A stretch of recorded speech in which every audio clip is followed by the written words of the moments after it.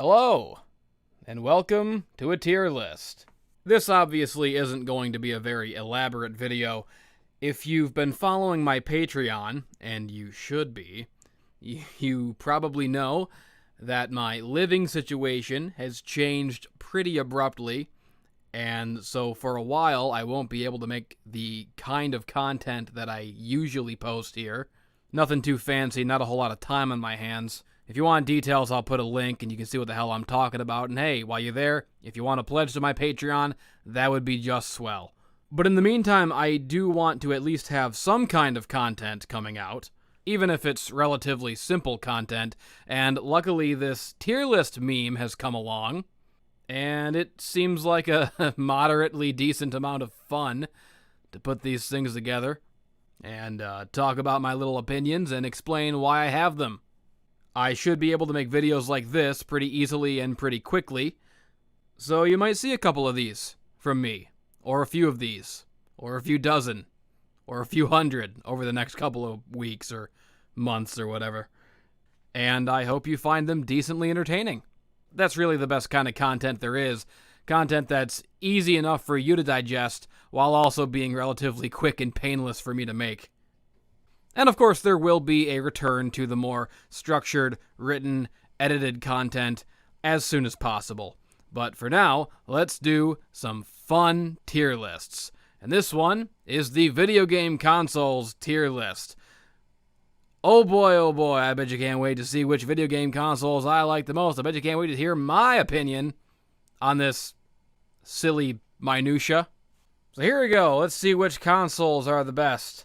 As you can see, it goes from, there's greatest of all time at the top, and then S, A, B, C, and trash at the bottom. Now, I think what I'm going to do here is I'm only going to rate them up to S, and then at the end, I will select from the S pool the one that I deem to be the true greatest of all time. So, our first console here is the PSP, which is, of course, total dog shit and completely worthless. One of the most uncomfortable handhelds ever made. That thing hurts your fucking hands, and I don't really like handhelds in general all that much. They tend to hurt my neck a lot, and I don't like the small screens. I would always much rather play on a big screen, on TV, sitting on the couch, if I had the choice. I'll play a handheld if I have to, and there are handhelds that I do like, but the PSP never had any games, for one thing. I think the only two games on it that I ever really gave a shit to even play were the Metal Gear Solid game that came out, I guess the two Metal Gear Solid games, Peace Walker and Portable Ops, neither of which are particularly memorable or important or all that great. And, of course, Final Fantasy VII Crisis Core, which I mostly played out of obligation because I'm such a big fan of Final Fantasy VII, and even though I don't like any of the sequels or any of the prequels or any of the expanded universe crap, I was such a big fan, I had to play that one out of obligation, which is really the only reason I had a PSP at all. And, the game wasn't even good. It wasn't that great. Gameplay-wise, it was okay, but the story, about as bad as I thought it would be, which was pretty bad. So not a whole lot of games on it, and also the games that were on it, just the games themselves, those weird little disc things that, they're not quite discs, they're not quite cartridges, they're like a weird middle ground, they're kind of like little tiny floppy disks almost. They just stick in there. I didn't like it. I didn't like anything about it. It just felt bad in my hands. Putting the games in felt bad. The fucking little joystick nub felt bad. It wasn't even a joystick. It was just a weird little nub. It was so fucking awkward to control and use, and it just sucked. I hate it. If you're a big PSP fan, I mean, I don't know why. I don't know who could be. I think it's fucking trash. So that's where I put it. In the fucking trash. That's where it fucking belongs. And that's all I got to fucking say about that shit. Next up is the original Xbox. Can't call it the Xbox One because for some reason they made the new one the Xbox One. So what the hell do you call the actual Xbox One? You gotta call it the original Xbox. You gotta get all clunky and unwieldy with your language, because they had to be different. They had to be weird. They couldn't just call it the Xbox fucking the third one, the third Xbox, or the Xbox fucking 540, or whatever the hell. You know, they had to be fancy. They had to be like sleek and like, ooh, we're futuristic. We're the Xbox One. I don't even know what their thinking was. You know, what were they thinking? But anyways, you know what I'm talking about. The original Xbox, the big hulking behemoth known as the original Xbox, was good. It was a good console. Not the best console, but it did have some pretty good games. It had some pretty good exclusives. Of course, the Halo games. I think Ninja Gaiden was originally an Xbox exclusive. Project Gotham Racing, when it first came out, was like kind of mind-blowing. That was like, oh, like kind of like the most. Yeah, that was like, I think it came out before Gran Turismo 3, so it was kind of like the first like next gen racing game to really blow people's minds. I know I liked it.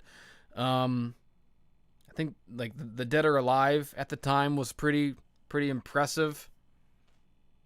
Yeah, I like the Xbox. I was a big fan of the original. The Splinter Cell, the fucking Splinter Cell games on the original Xbox, fantastic masterpieces. So yeah, Xbox, original Xbox is a good console. I'm gonna give that like an A, I think. Yeah, put that in. Is it an A or is it a B? I don't know. I don't know. I'm gonna stick with A. I feel A is good. Maybe like on the cusp between A and B. I mean, it wasn't like totally a wonderful system, but I mean, like I said, it has some good games, some good exclusives, and it's just a cool looking console. I've always liked the design of the Xbox, the whole aesthetic of it. This big fucking hulking monstrosity with a big giant X on it. That little green, the little green in the middle is so cool. And the controller is cool. Xbox, I mean, when they made the smaller controller, it was, you know, much better. But even the Duke, even when it first came out and they had those giant unwieldy controllers that nobody could use and everyone complained about, I like the Duke. I like that big fucking honking controller. It was cool. The Xbox is cool. It's in the A category, baby. And I don't take it back. Now, what the fuck is this thing? I don't even know what the hell this one is. I could probably tell if I could zoom in on it, but I can't fucking... The fucking pictures are so tiny, you can barely see what you're looking at here. It looks like one of those consoles that, you know, was a failure and didn't really make much of an impact, like a Lynx or a fucking Jaguar. I don't think it's a Jaguar, but... What the hell is that? Is that like a Coleco? No, it's not a ColecoVision. This ColecoVision's way older. It looks like a fucking... No, wait, it might be, because there's like a... I can't even tell what the hell system that is. Is that a 3DO fucking... I don't know. I don't even know what the hell that is. I'm going to skip it. I'm just going to... You know what? If I can't even fucking remember the console, I think it's a pretty safe bet that it was trash. That, you know, it obviously was a huge failure and failed to make any kind of impact. If even looking at the picture of it, I'm like, what the fuck is that? You know? I like to think I'm pretty knowledgeable, but at a glance, I cannot tell you what console that even is. Next up is the PlayStation 3. PlayStation 3 was good. Here's the thing. I'm pretty sure I know where I'm going to put the PS4.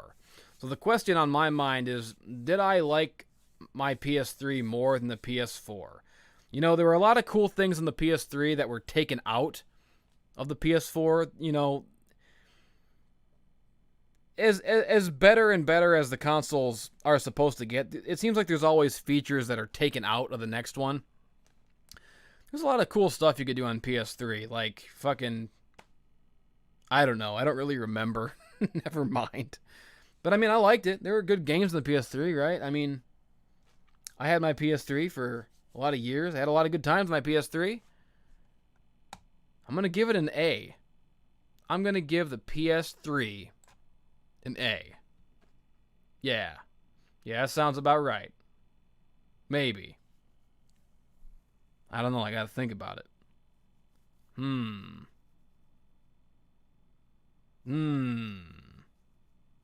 I don't know what the fuck I'm talking about. What the hell is this? This is an Atari? This is an Atari.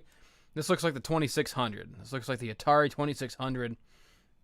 I mean, most of the games are pretty rudimentary, pretty simple. Not all of them hold up well. Some of them hold up.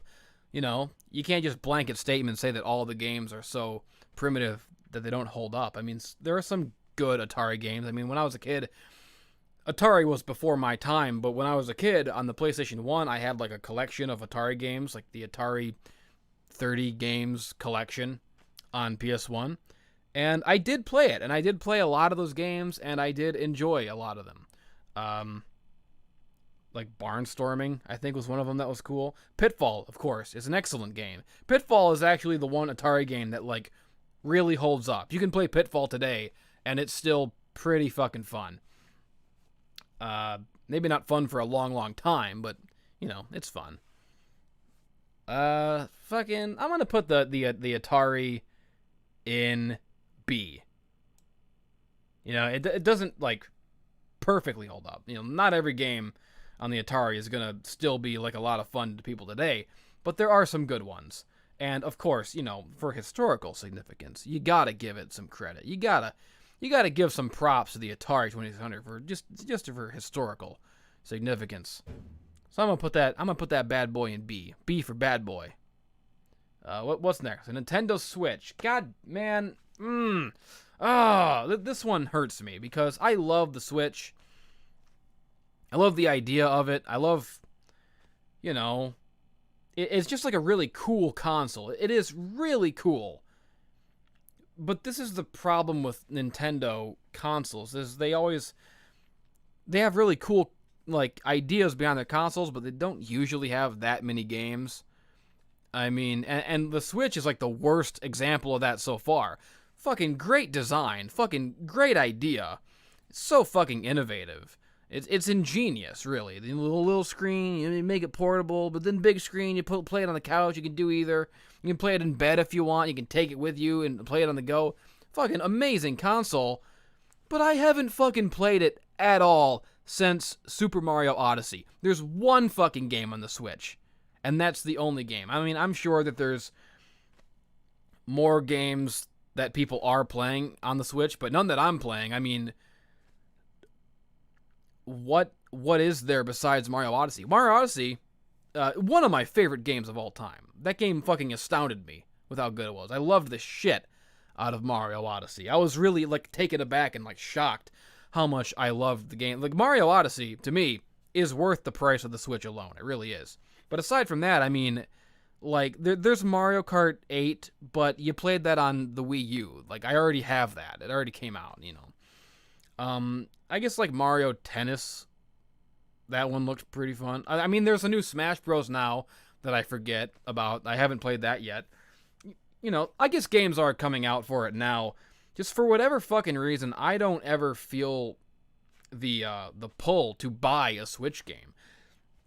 I guess it's just because of my routine or my lifestyle. Like, the way I live my life, I work all day, and at nighttime I get comfy in bed with my PlayStation 4. Because my PlayStation 4 has my fucking Netflix and my fucking Hulu and, most of my fucking games. That's what I default to. Just putting on the PS4 every night when I'm laying in bed. I just forget that I own a Switch a lot of the time. I forget to fucking buy any games for it or go on. Not really the Switch's fault, I guess, but I don't know. Like, as cool as it is, for some reason it just can't compare to my beloved PS4. The PS4 is like my current standard. It's what I'm always using. I'm always using my PS4. Sometimes even when I'm not even using it or playing it or watching anything, I just have it on like all fucking day. Anyways, I'll talk more about my PS4 when I get to the PS4. I'm talking about the Switch now. It's a great console. It really is. But I don't know. If you know, like, what games are there for the Switch? Like, seriously, recommend me some. Because and even the games that, like, are interesting to me on the Switch, I don't feel like I'd have time to play. Like, Octopath Traveler looks cool. I don't know if I'd have time to play it. And like, all the, like, multi-console games, I always default to buying them on PS4. And the other thing is that, you know, a lot of my game playing time is live streamed, like, as part of my job. Like, you know, that's what I do for a living, right? So if I'm going to be playing a game, a lot of times I want to be recording it or streaming it or something, and, like, PS4 makes that very easy. The PS4 has a button on the controller that says share. You can very easily go right to Twitch and just be playing your games and sharing them. The Switch doesn't have anything like that to my knowledge, so I can't really stream games on the Switch. I can't really record games on the Switch. So for my, you know, my lifestyle and my fucking work, I just don't have time to, like, just play games without recording it. So that's another reason I don't play the Switch. The only exception being Mario Odyssey, which I did legitimately get very engrossed in and liked quite a lot. I know I'm talking quite a bit. I'm going at great length about the fucking Switch here. I'll wrap it up. I'll get to the point. Where am I putting the Switch? All that being said, where am I putting it? At B or C? I'm going to put it at B. Yeah. B seems good. B sounds about right. The GameCube. Very underrated system. Although it seems like the GameCube is getting a lot more props nowadays. It's finally kind of getting its due. People are sort of looking back and re-examining how good the GameCube actually was. GameCube was like a deceptively powerful machine. I don't think anyone thought that it was powerful, but, like, it's a lot of GameCube games with really great graphics. I mean, the Resident Evil remake on GameCube is still one of the best fucking games ever made. GameCube had a lot of great games. Fucking Metroid Prime. I didn't play Metroid Prime 2 or 3 for that matter. I don't know why. They just passed me by. But Metroid Prime, the first one, amazing game. Absolutely. To take the fucking, like a masterpiece, like Super Metroid, like those 2D Metroids, to take that formula and somehow make it work in 3D, not even like as a first-person shooter, and make that work, like, not even, like, okay, but, like, really well. Fucking amazing. Metroid Prime is a fucking masterpiece. The Resident Evil remake is a masterpiece. Resident Evil 0 is not quite a masterpiece, but it's pretty good. Fucking Luigi's Mansion, which was a launch title, which was, like, so unique and different for, like, a Mario series game. It's fucking great. Fucking amazing game.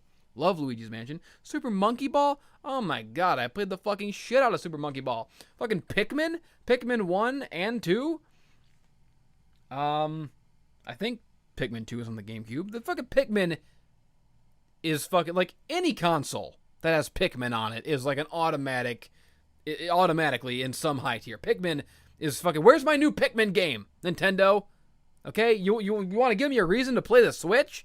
Oh my god. Give me a fucking new Pikmin game. I'll buy that shit day one. I'll fucking play Pikmin in bed. I'll fucking play Pikmin on the train, on the bus, on the plane, on the fucking side of the road, underneath a bridge. I'll play it. It's fucking, you know, under the bridge downtown is where I played some Switch. Under the bridge downtown. Pikmin is a very good game. You know that song? That's a real song. That's how it goes. Those are the actual lyrics to that song. Make a new Pikmin, Nintendo, and maybe it'll bump the Switch up to A instead of B. But GameCube, fantastic system, awesome system. The GameCube definitely goes in A. Next up is what looks like the Game Gear, the Sega Game Gear. This was Sega's answer to the Game Boy back in the early 90s, and I did have one. Or I think rather my older cousin had one, and I sort of inherited it eventually when he got bored of it, which was very quickly. He very quickly got bored of it, and I inherited his Game Gear along with all of his games. He had like a whole, like a case with like, it was probably like every Game Gear game, because I don't think it was around that long. But he got bored of it pretty quickly, and I sort of inherited it. None of the games were very good. There were a couple Sonic games in the Game Gear that were okay, but nowhere near the level of quality of the actual home console Sega Genesis Sonic games, obviously. And the other thing about the Game Gear is it took like 6 fucking batteries or something. It was a real battery-draining piece of shit. The Game Gear sucked. There is a certain nostalgic charm to it. You know, it's totally illogical. There's no logic or rationale or reason to why I have some kind of insane, sick fondness for this, even knowing full well that it was a piece of shit. And even when I was a kid at the time playing it, I knew it was a piece of shit. But for some reason, I still kind of think of it fondly, so I'm not going to put it in trash. Even though, objectively speaking, that's probably where it belongs. I am going to put it in C, just for my own personal, like, weird, sick nostalgia disease. I know it's bad, but I'm putting it in C. The Nintendo 64. The Nintendo fucking 64. This is S. This is... It's not even a question. This is absolutely one of the greatest consoles of all time, with one of the greatest libraries of all time. N64 was fucking amazing. Oh my god. Gauntlet Legends, GoldenEye, Ocarina of Time, Majora's Mask, Perfect Dark, Body Harvest, Jet Force Gemini, fucking, other shit, too. Fucking Killer Instinct Gold, fucking, Gauntlet Legends, I think I already said. But there's so many fucking games. Banjo-Kazooie, Banjo-Tooie. Are you kidding me? Super Mario 64. The 3D platformer that started it all, baby. The gold standard in 3D platforming. Fucking Hybrid Heaven. Conker's Bad freaking Fur Day. Conker's Bad Fur Day. A fucking classic, if ever there was one.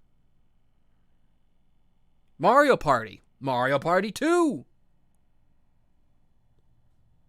I think like the first Mario Tennis. Fucking Turok Dinosaur Hunter. Turok 2. Seeds of Evil. I think there was actually like 3 or 4 Turok games. I only played the first 2 though. But those first 2 Turok games, fucking masterpieces. And if you don't believe me, get the remastered ones on Steam. You won't be disappointed. I promise you. If you're a young kid and you want to experience like the best of gaming from my era, but like updated with modern sensibilities, oh my god, get those fucking Turok remasters. I can't recommend those enough. It's one of the best games of my era, updated with all the shit you fucking kids today like. The fucking dual analog controls and shit. Doom 64. One of the best Doom games. It's not even a port of Doom. They made it from the ground up specifically for the N64. This is like an exclusive Doom game. You can only get this version of Doom on the N64. They did the music all scary. It's the only Doom game of that era with like a scary horror aesthetic. Such a fucking cool game. Star Wars, Rogue Squadron, Star Fox, Pokemon Snap, Pokemon Stadium, fucking the WCW games, the wrestling games on N64, WCW World Tour, WCW Revenge, WWF No Mercy. Get out of here. No, get the fuck. You can't even fucking rival the N64. One of the greatest consoles of all time. And if you think otherwise, then I will come to your house and I will cut your fucking head off with a hacksaw, okay? That's how strongly I feel about this. If I catch anyone talking trash about the Nintendo 64, I will find you, and when I do, your life is forfeit.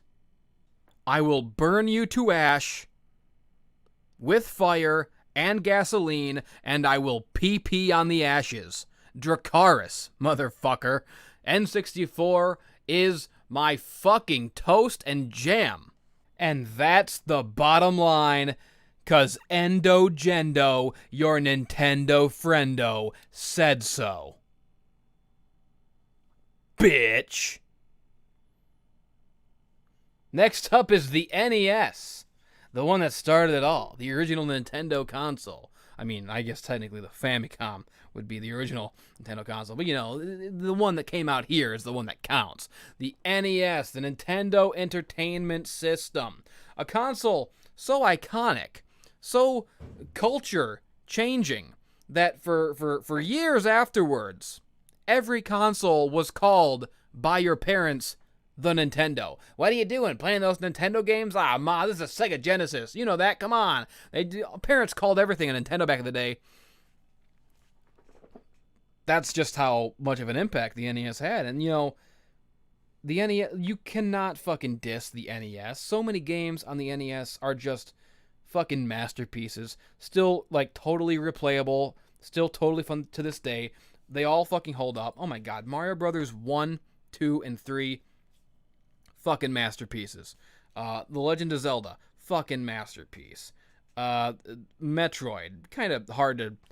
Kind of frustrating nowadays to try and figure out your way around. You don't really have a map or anything, but I don't care. The fucking Metroid, masterpiece. Castlevania, masterpiece. I could go on fucking all day. The amount of games on the Nintendo that were not only fucking incredible masterpieces that are still fun as hell to play to this day, but that also fucking spawned like legendary series that still continue to this day. It's just like unbelievable. You gotta put the NES at S tier. You cannot.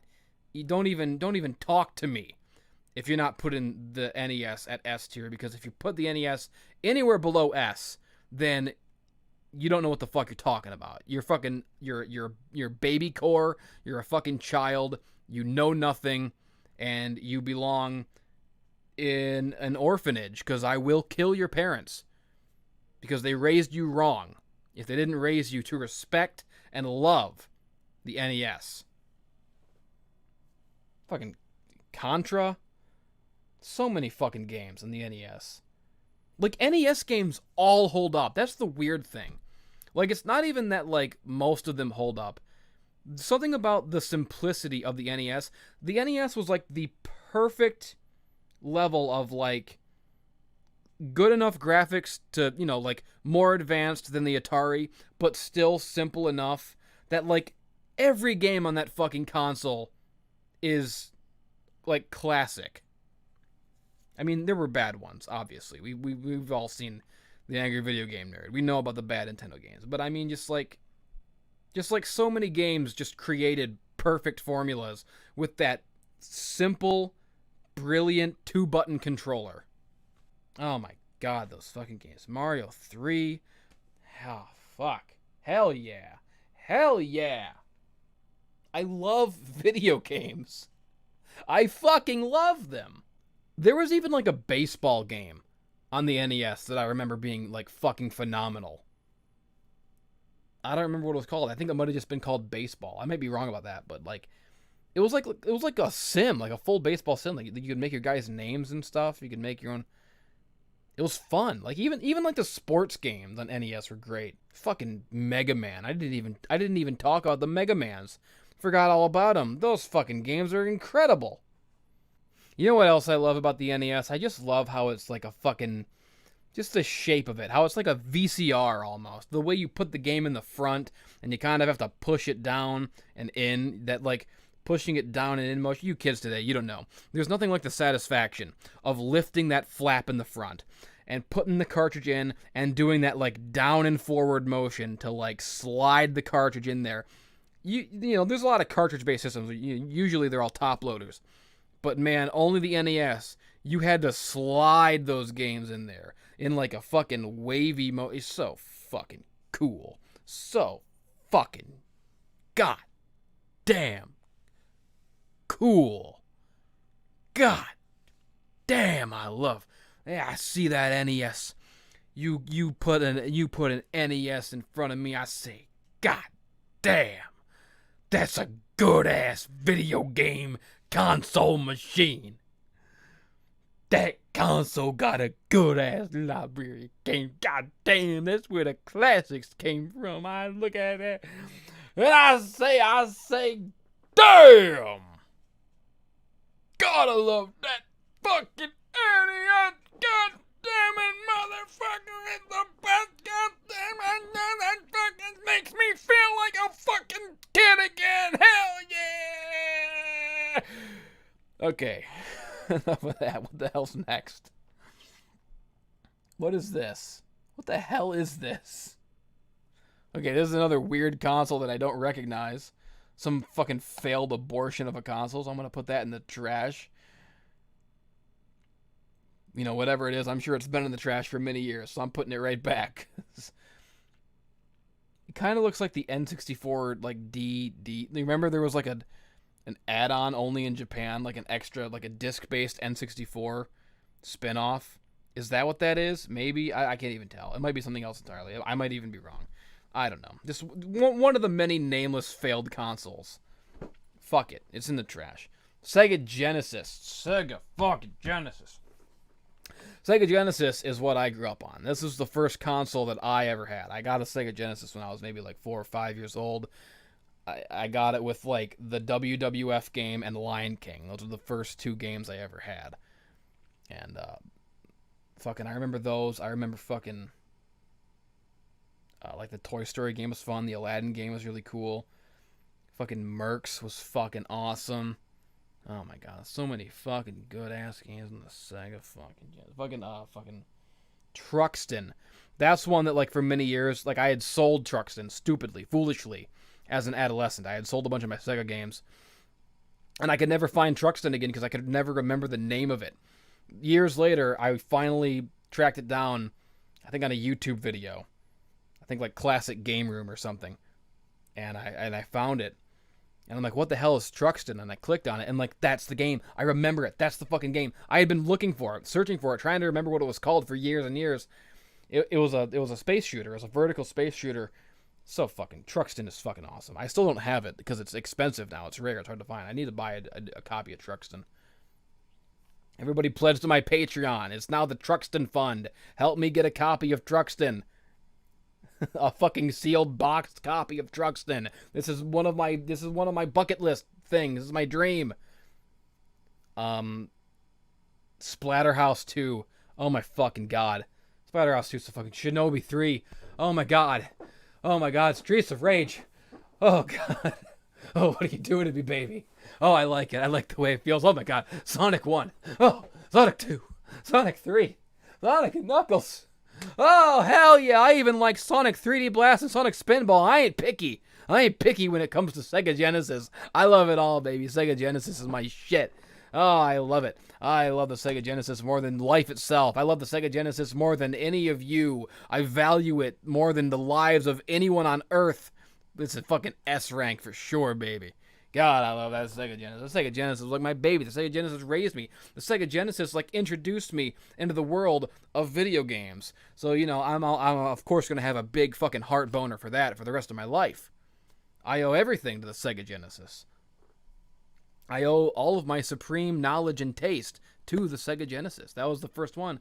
That was my initiation into the world of gaming. Fucking WWF, Raw, and fucking The Lion King. Which was the first game I ever beat, too. All you pansies, all you chicken shit cowards, all you weaklings out there. You weak fucking children. You weak, cowardly Zoomers out there.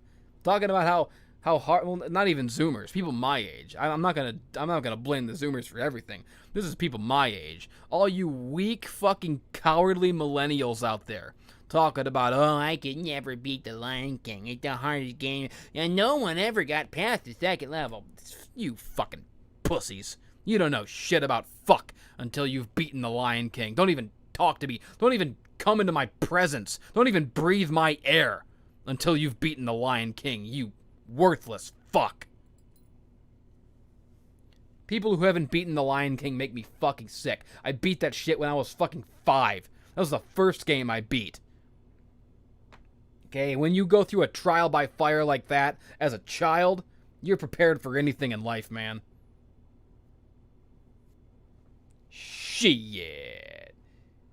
Y'all motherfuckers don't know fucking The Lion King on Sega Genesis. You don't know nothing. Fucking kill you. What the hell is next? What is this, the Ouya? Remember that fucking failure that came out a couple years ago that nobody fucking played? It was all hyped up for like a month, and then it just came and went like a wet fart. No one gave a fuck. belongs in the trash. Bold and brash, more like belongs in the trash. What even was on it? What the hell even games did it have? No one knows, because nobody fucking bought one. Oh, baby. Oh, baby. It's my baby. It's my fucking baby right here. The PlayStation. The Sony PlayStation. That little gray rectangle of happiness. That fucking... if the Sega Genesis initiated me into the world of gaming, introduced me to the world of gaming, then I gotta say, it was the Sony PlayStation that gave me a love in my heart for the rest of my life. Oh my god. The fucking games on the Sony PlayStation is fucking, oh my god. The fucking library of the Sony PlayStation is out of control. You've never even fucking heard of anything like the Sony PlayStation 1 fucking video game library. You've never even imagined anything. You can't fathom the depths of the PlayStation 1 library. The amount of fucking legendary games. The amount of 10 out of 10 fucking masterpieces on that game. Like one after another every single month for its entire lifespan. There was a new fucking masterpiece coming out. Oh my god, the Final Fantasies. Oh my god, the Resident Evils. Oh my god, Silent Hill. Oh my god, Metal Gear Solid. Oh my god, and those are just the big ones. Those are the big famous ones. I mean, there was even the middle market on PlayStation 1 had great games. Fucking Frogger and Bust a Move 2 were great fucking games. Oh my god, the Oddworld games, Odyssey and Exodus. Oh my god, I could go on forever. Tony Hawk 1 and 2. Oh my god, there's so many fucking games. Driver was a cool one. Fucking... oh god. Dino Crisis 2. Castlevania Symphony of the fucking Night. Duke Nukem, A Time to Kill. That was a good one. The fucking... oh my god, Tomb Raider 2, Tomb Raider 3, Tomb Raider The Last Revelation, Tomb Raider Chronicles. Oh, don't get me started on Tomb Raider. Those are great games. Those are classics. Skull Monkeys. Nobody even fucking knows about Skull Monkeys. There are fucking games on the PlayStation 1 that nobody's even fucking heard of that are amazing, legendary 10 out of 10 masterpieces. And Skull Monkeys is one of them. I fucking will praise Skull Monkeys. It is my mission in life to fucking promote a masterpiece like Skull Monkeys. One of my favorite games of all time. And more games that no one's ever heard of on the PlayStation 1. There's so many fucking gems, so many buried treasures on the PlayStation 1. Fucking Wild 9. Oh my god. Nobody's played Wild 9, but everybody should. Fucking Tomba 2, Spyro 1, 2, and 3. Crash Bandicoot 1, 2, and 3. Shit. I could talk about the fucking PlayStation 1 all goddamn. Metal Gear Solid VR missions. I already mentioned Metal Gear Solid. I almost forgot about fucking VR missions. Pure gameplay. Like, there were like 300 some fucking missions in that game. So much fucking fun. Tenchu, Stealth Assassins. Tenchu 2. Oh my god. Fucking Ape Escape. You've never even experienced happiness until you've played Ape Escape. Whew, what a fucking gem. Oh my goodness. Twisted Metal 2. Oh my god. The whole fucking car combat genre, basically. Fucking Vigilante 8, fucking Critical Depth. That's the one with submarines. Fucking Rogue Trip and Warhawk. That was the one where you're in a helicopter. Fucking Armored Core. Oh my god, Armored Core 2. Woo. I'm sweating. I'm so excited. God, I fucking love the PlayStation so much. Fucking love the PlayStation. Sony fucking PlayStation number 1. God, they got fucking Gex 2. They got Gex 3. I think they even got Gex 1. I think they got fucking Gex. All the Gexes. Harry Potter and the Sorcerer's Stone. Chrono Cross, Vagrant Story, Parasite Eve, J-Cocoon, Rhapsody, Jumping Flash 2, and don't forget Monster Rancher 2. Play these games. Play them all or fucking die. You're not even a human if you don't play these games. Fucking goddamn. Legend of Dragoon. Legend of the Gaia. So many legends. And I'm just fucking scratching the surface. That's the fucking crazy thing. There are so many fucking great games on the PlayStation 1. You don't even fucking know. You can't even fucking imagine how many great games there are on the PlayStation 1. There are great games on the PlayStation 1 that even I haven't fucking played. Okay? It's been fucking like 25 years. And I'm still discovering new games to play on the PlayStation 1 that I haven't played yet. That are fucking amazing masterpieces. That's how fucking incredible. There's never been anything like it. And I don't think there ever will be again. Fuck. Did I mention Parasite Eve? Parasite Eve 2? Hey, it's me from the future. I'm recording this part in post because while I was recording last night, something weird happened about halfway through. I'm actually pretty pissed off about it because this video I thought turned out pretty good. But for some fucking reason, by which I mean for no fucking reason, halfway through it, the microphone just kind of stopped working, and mid-sentence, while I was talking, it reverted to recording with, like, the computer microphone, the webcam microphone, instead of my main, expensive, good microphone. So all of a sudden, halfway through, the video starts sounding like total shit, and then, again, for no fucking reason, strangely enough, after about an hour of that, it goes back, and the regular microphone starts working again, like out of nowhere. So I tried to fix up this audio as best as I could in post, but there is a noticeable difference in quality, and it just kind of sounds worse for the next hour or so of the video, and then it gets better all of a sudden. Like, as abruptly as it went to shit, it then randomly goes back to normal. So, sorry about that. If it's annoying to you, well, it's pretty annoying to me too. But listen to this. Listen, you can hear it happening mid-sentence. God damn, fucking Final Fantasy 7, Final Fantasy 8, Final Fantasy 9. That shit all came out within like 1 or 2 years of each other. Fucking Final Fantasy Tactics too. Fucking Final Fantasy Anthology, which was fucking Final Fantasy 5 and 6, you know, ported to the PlayStation 1 for people who hadn't played them before. That's how I first played those games. Fucking Final Fantasy Chronicles, which was the first two. Oh my god, so many good Final Fantasy games. You don't even fucking believe it. Yeah, I don't even fucking believe it.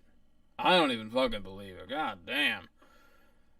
Oh man, the controller was so fucking cool. The whole aesthetic of the PlayStation. Man, I used to have these demo discs when the PlayStation first came out. They were just so fucking cool. Like, so fucking... Jet Moto? I almost forgot about Jet Moto. How could I? Just even the demo discs used to be like an experience. Because they were so like 90s. They were so like on the cutting edge. So like on the cusp of everything cool. And like, there was just this like feeling. Like, go back sometime. If you weren't around at the time, go back sometime on YouTube and type up like old... like Electric Playground episodes or old, you know, like footage from like the like E3 in the 90s when the PlayStation was just coming out. The feeling of like excitement from everybody was palpable in that era. Like, wow, 32 bits, 64 bits with the N64, like the shit we can do now. It's like there was so much optimism that is like missing from the games industry completely nowadays. There is so much fucking jubilation and joy and like wow, look at the creative canvas that we now have and all the amazing things we can do with it. That was the attitude that went into the art. That was the attitude that went into making every single fucking PlayStation game. They were all made with love. Games were made with love in those fucking days. And the whole fucking that fucking controller was so cool with the triangle square, you know, like what are the buttons going to be? Are they going to be like A, B, C, the Sega Genesis, or XY fucking like Super Nintendo? No, man, they're gonna go with shapes. Whoever heard of that? Whoever heard of going with shapes for the buttons? PlayStation fucking invented that shit. Fucking triangle, square, X, circle. Get out of here. That's crazy. That's like some 90s. That's fucking cool shit right there. Oh my god. And when you turn on that fucking PlayStation, when you turn it on every time, you get that fucking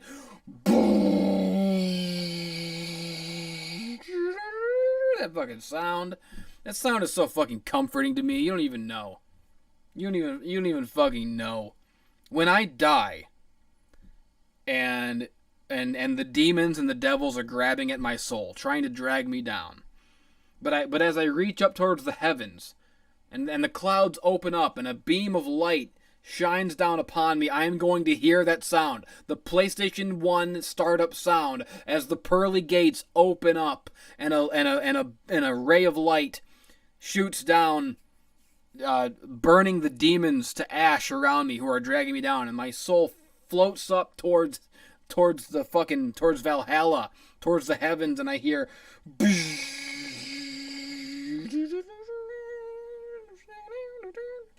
little like wind chime sounds. Oh man, that's so fucking cool. So fucking cool. God damn, PlayStation 1, so fucking cool. I'm gonna put that shit in the S category. Hell yeah! Oh baby, video games are so fucking cool. Oh god. Next up is the fucking Dreamcast. Now, I didn't ever actually own... I've never owned a Dreamcast. I remember vividly when the Dreamcast came out. And some of my friends got one. I didn't get one because, I was very poor. I couldn't get everything back in those days. So, I knew the PlayStation 2 was coming out like the next year. So I opted to save for the bigger present the next year. I put my faith in Sony. And so I said, next year I'll get a PlayStation 2. I don't need a Dreamcast. So to this day, I've never owned a Dreamcast. But that doesn't mean that I don't respect it. That doesn't mean that I don't appreciate it. That doesn't mean that I don't value it. That doesn't mean that I don't understand that the Dreamcast itself had a very underrated library, a lot of depth, a lot of great content, a lot of great exclusives on the Dreamcast. There was a lot of great stuff on the Dreamcast, man. And I wish I had one. To this day, I wish I had a Dreamcast. I've never owned one. I still want to get one someday. A lot of great Dreamcast games have since been ported, and I have played them. You can play them on Steam, or some of them were ported to PS2 and other consoles, and of course a lot of them are on Steam. It's weird because for a console that I've never had, that I've never actually owned, one of my favorite games of all time was originally a Dreamcast exclusive, and that is Crazy Taxi. I am a Crazy Taxi fiend. I'll get a higher score than any of you motherfuckers on Crazy Taxi, and you can quote me on that. I dare you to challenge me to fucking Crazy Taxi. I'm the best at Crazy Taxi in the world. But that's one of my favorite games of all time. Originally, a Dreamcast exclusive. Fucking Power Stone, the Shenmues, of course. Soul Calibur, the first one, was a Dreamcast game. I think there's probably some like Panzer Dragoon. No wait, Panzer Dragoon Ordo was on the Xbox. But I'm sure there was some fucking like that on the fucking Dreamcast. Dreamcast was fucking great. Code Veronica, Resident Evil Code Veronica was originally a Dreamcast exclusive. Dreamcast was fucking crazy. Dreamcast had good shit, man. Dreamcast is a very underrated console. I think it was passed over in its time. I think for the same reason I passed it over. I think a lot of people made the same decision, waiting for the PS2, and the PS2 was such a fucking juggernaut that it kind of blew it out of the fucking water. So to this day, it remains kind of an underrated system. I think the Dreamcast was pretty damn good. I'm going to put it in either A or B. I'm going to go B. I'm going to go B for Dreamcast. Seems low, I know, but like I said, don't underestimate it, man. Good games on the Dreamcast. Good fucking games. I'm sorry that I never had one. I really wish I had. Maybe one day I'll go buy an old one. That'd be pretty cool. Have a little Dreamcast day. Yeah. Now what the hell is this fucking thing? What the hell is this? I have another one that I have no fucking idea. I'm just gonna put it in fucking trash because I don't know what it is.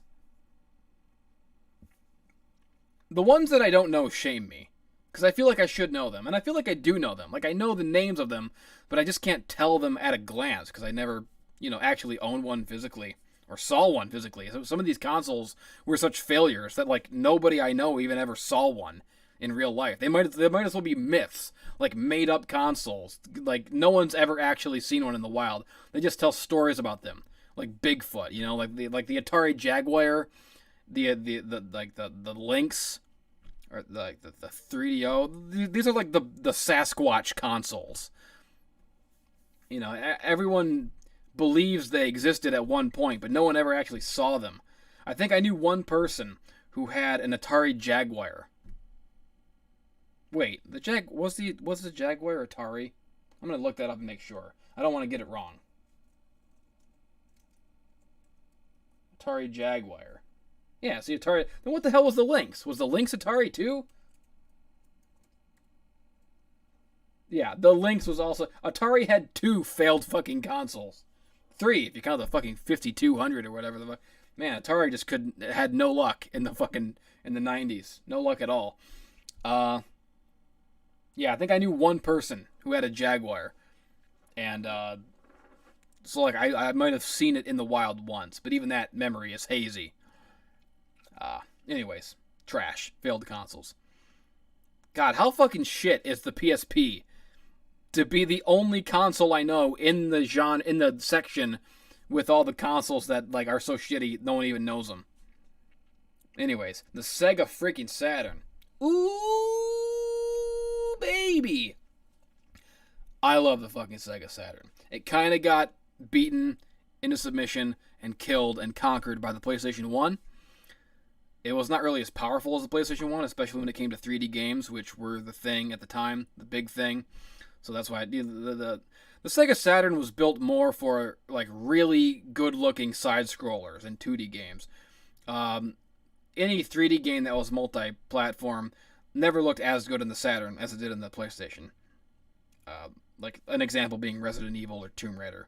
There were Saturn versions of those games, but they just didn't look as good. And the controller wasn't as good. They basically had like a modified Sega Genesis controller, which is not as good a controller as the PlayStation 1 controller, not by a long shot. That's not to say the Sega Saturn was like a bad console. It was a good console.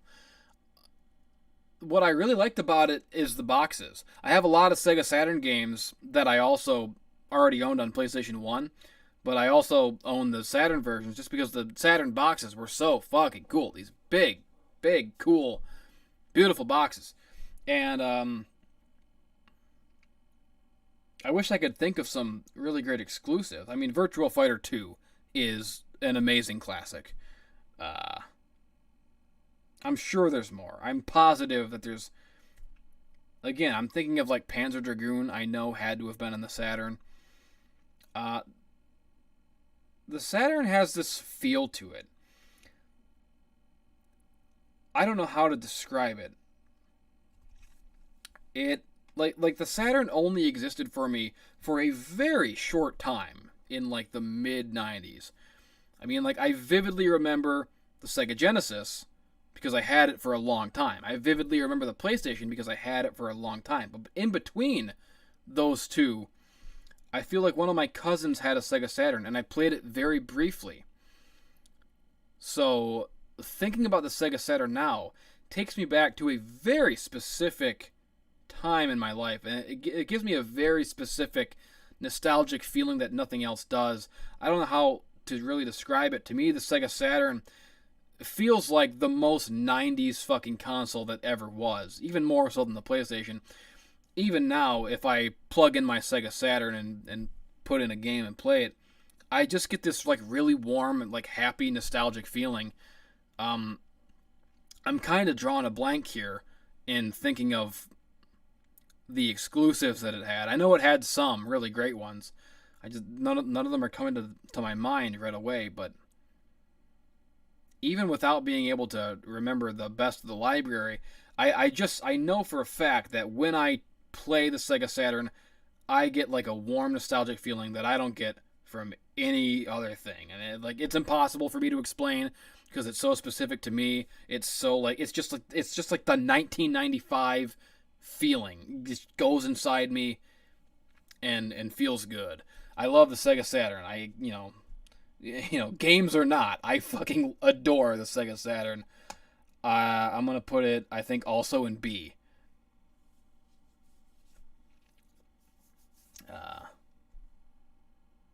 What the hell else? Oh man, here we go. The fucking Game Boy, the original Game Boy. This is a long video. I'm really talking about these consoles a lot. I must really love fucking video games. I must really fucking love video games. I don't mean that I love literally fucking video games. Should have phrased it too. I fucking love video games. I don't love sticking my dick in video games. Yet. That I know of. I mean, maybe if I get fucking drunk enough, you know what I'm saying? Maybe I'll take out the old Sega Saturn and romance it a little, you know? If I get a little tipsy, you know? Wake up in bed next to a Sega Saturn, like, oh no, what have we done? I know it's wrong, but it feels so right. Oh yeah, having sex with video game consoles. I'm a sick man. Sick man, sick man, sick man.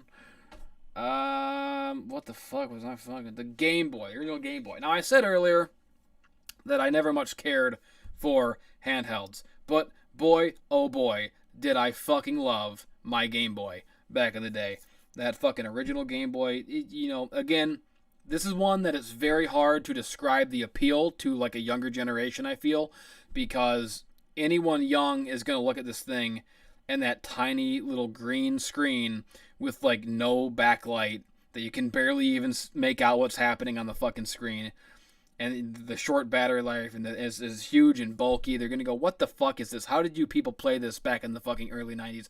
I can't explain it. I can't explain the appeal, but I know that it's not just nostalgia. It's something else. This little fucking handheld started it all. It started the handhelds. It's fucking iconic. And the fucking games, I mean, games were simpler back then, but it had everything you fucking needed on that fucking game. It had fucking...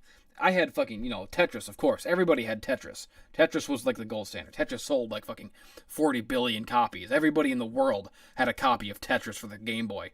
But, you know, I also had, I think, I had a Gradius game on it, I think. I had fucking Avenging Spirit, very underrated, very hidden gem. This is a buried treasure, if ever there was one. Everybody fucking play Avenging Spirit. That game's fucking awesome. I had fucking, oh my god, what the fuck? The fucking Mario Land.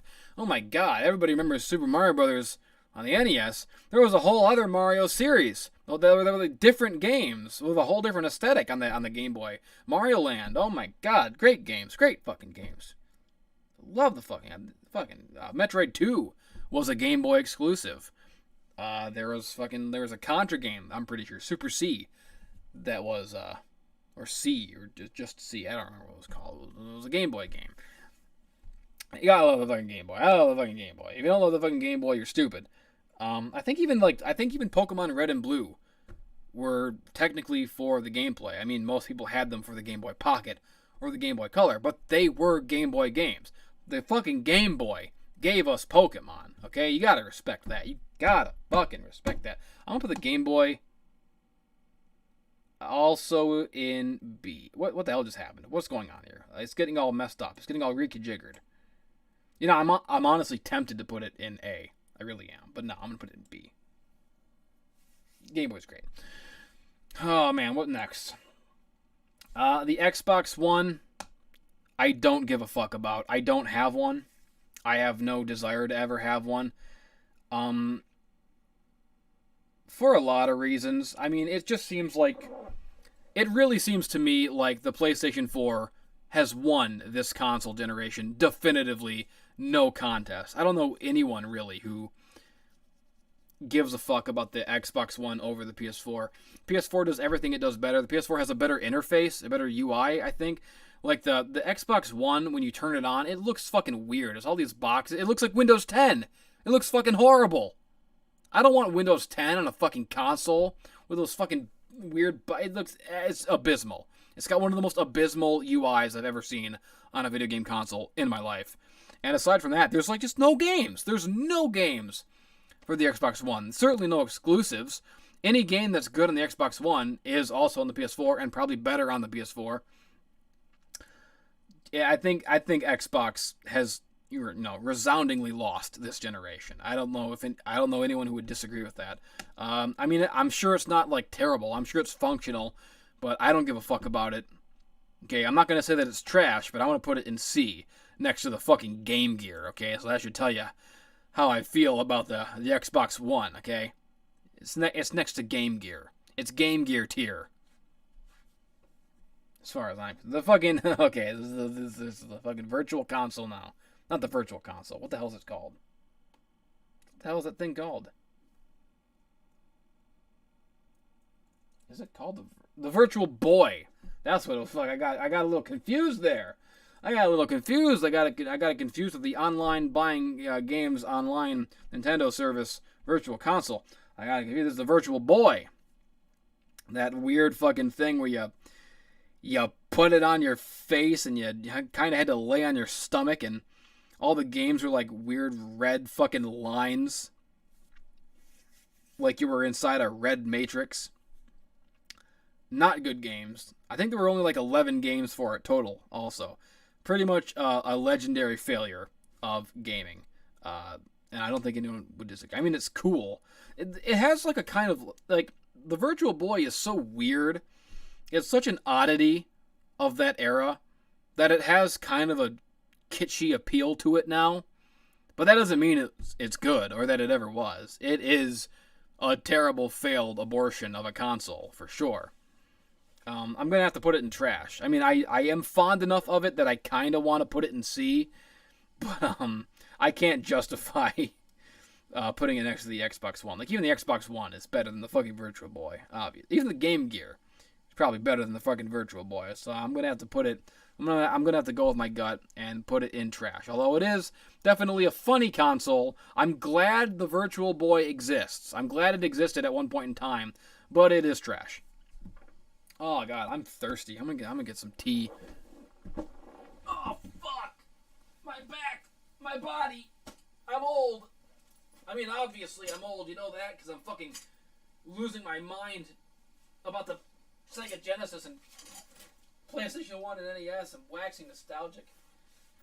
Oh god, I'm waxing nostalgic so hard my fucking back hurts. That's how you know I'm really fucking old. I'm a geriatric, man. Shit. Ugh. Too old to live, too young to die.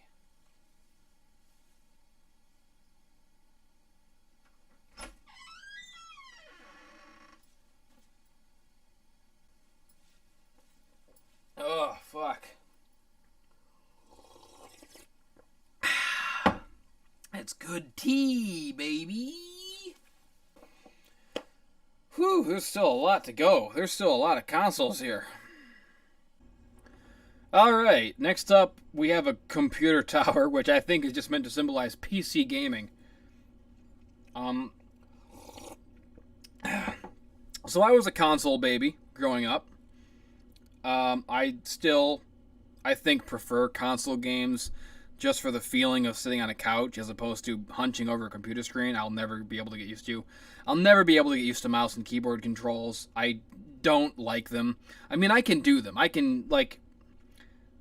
To be fair, when I first played, like, Doom on a PC after all those years of playing it on consoles, using the mouse and keyboard on Doom, like the original Doom, was kind of like a revelation. Like, oh my god, this is how Doom is supposed to be. That was fucking awesome. But for the most part, I prefer dual analogs to mouse and keyboard. I know people will fucking act like I'm crazy for that, but fuck you. You ain't shit. PC gaming elitists are fucking horrible. They're worst fucking people, I swear. And that kind of is what left a bad taste in my mouth and made me hesitant to even get a PC. I never had a PC until much later in life, you know? Grew up only playing consoles. I got my first real gaming PC put together only maybe 4 or 5 years ago. Yeah, I think around like early 2014 is when I, for the first time in my life, had enough money to really get someone to help me build an expensive, really good, powerful sort of gaming PC. And, I mean, yeah, it's great. Steam is fucking great. Every game in the world is on Steam, it seems like. And aside from that, you know, some of the fucking games that came out over the years exclusively on PC that I never got a chance to play because I was a console baby, being able to go back and finally play all those games, you know, like Marathon or fucking System Shock 2, you know, like the early Monkey Island games. Like, I was a huge fan of Escape from Monkey Island on the PS2. Loved that game, but it's like the 5th one in the series, and I had never played the previous ones. So getting to finally play those on PC was was really fucking great and awesome. So many great fucking... I mean, like Half-Life, the first one. It did get ported eventually, but... I mean, you can't really say anything bad about PC because it kind of encompasses everything. I mean, because also you can emulate on the PC. So technically the PC does have everything in the world. But that doesn't necessarily make it the best. PC, even if you can't emulate, it's not always easy to emulate. It's kind of a pain in the ass. And a lot of stuff on PC is complex and hard to figure out. And, you know, it's all like certain games... It's never really every game, because certain games won't work on, like, modern hardware or modern operating systems. Like, yeah, technically every game in the world is on fucking Steam, but I've got all the fucking Tomb Raiders on there, and I can't fucking play any of them, because I guess they need, like, an older operating system than the one I have. I've got, like, Doom, like, all the old Dooms on the PC, and, like, in order to play them, I had to download, like, a whole other thing. I had to, like, learn steps and how to get them to work with, like, a different program. Because they just don't work on Steam. Like, I don't know. I guess my computer's too modern for a lot of the old games. So it's not as simple as just saying that the PC can play everything. Because, no one PC can play everything. Unless you really put in the time to fucking around with, you know, operating systems and doing all the steps to emulate and all that fucking bullshit. And, like, no one has the patience for that. And also, you know, like I said, I don't like hunching over the desktop monitor as much as sitting on a couch. Sitting on a couch with a controller in my hand will always be more comfortable to me than hunching over a mouse and keyboard 2 inches away from a fucking computer monitor.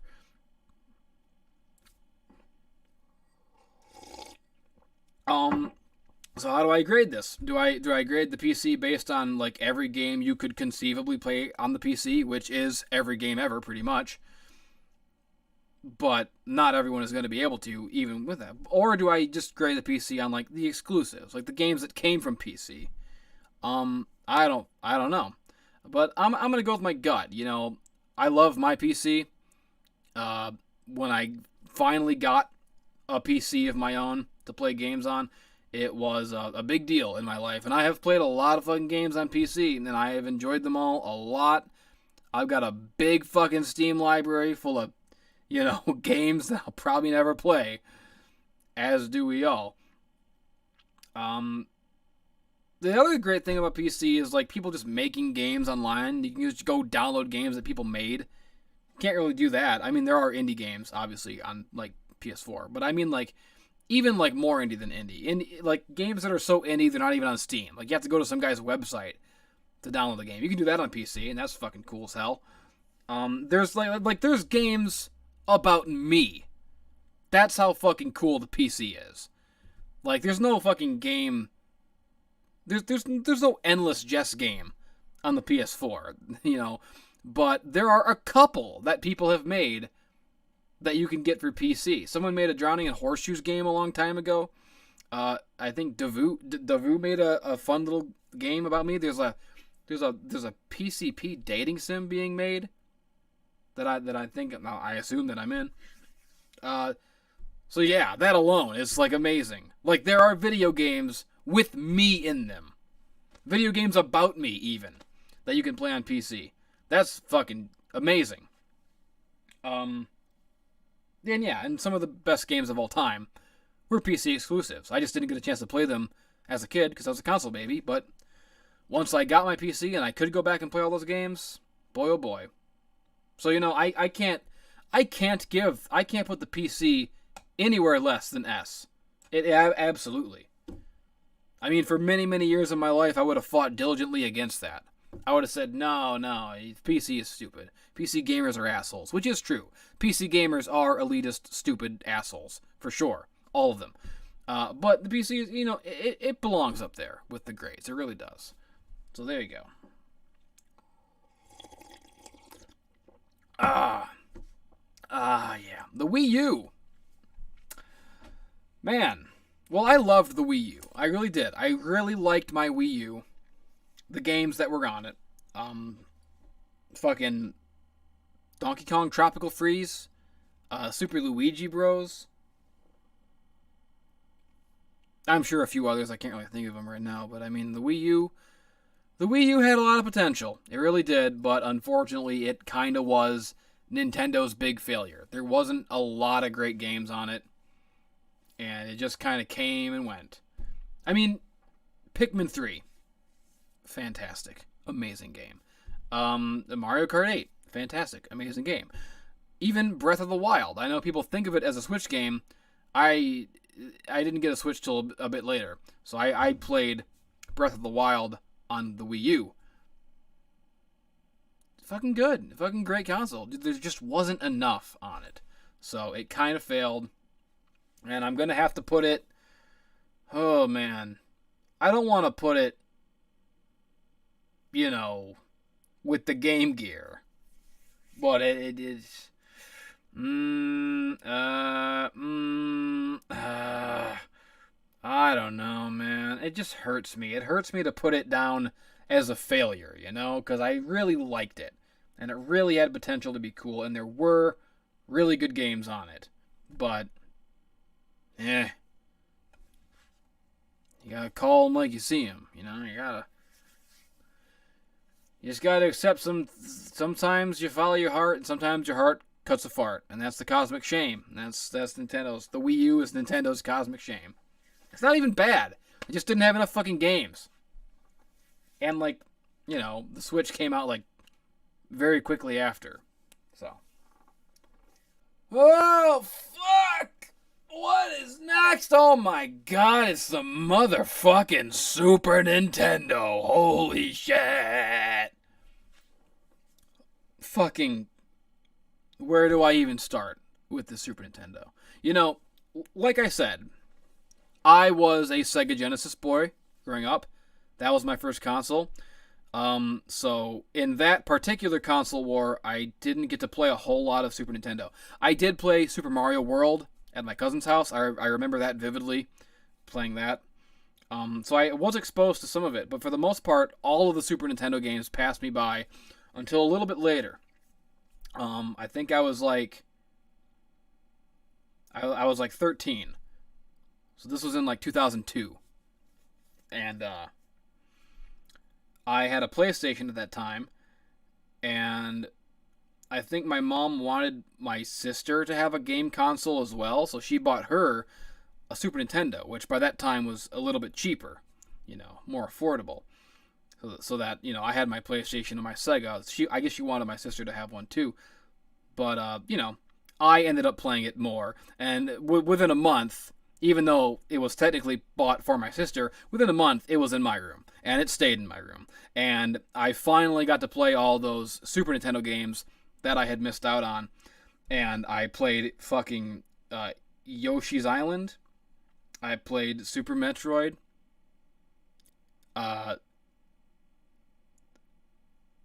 It was really like...